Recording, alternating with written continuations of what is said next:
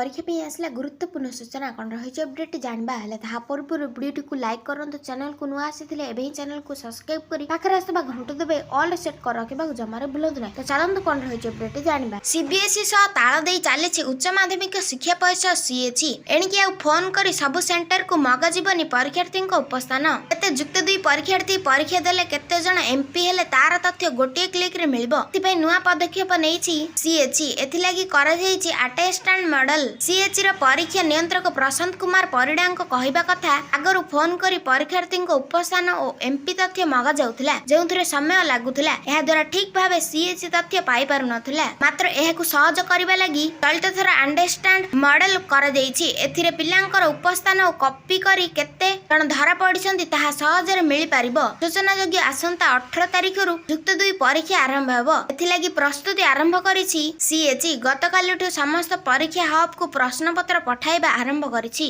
गाड़ी को पूजा अर्चना कर सुरक्षा कर्मी सह प्रश्न पत्र पठा जाउछि अन्यपटे कॉपी रोकिबा पई चलित थर नुआ पदक्षेप निया जाइछि जेउथिरे जिला स्तरीय स्क्वाड डिपो करा जाइछि राज्य रे मोट 35 टी स्क्वाड डिपो होइछि गोटे स्क्वाड रे 3 जण सदस्य अछंती सेमानकु गोटे लेखाए गाड़ी प्रदान करा जिवो सीएचई मुख्यालय रु ऑनलाइन निर्देश दिया जिवो सेही अनुसार स्क्वाड जांच पई बाहरिबे।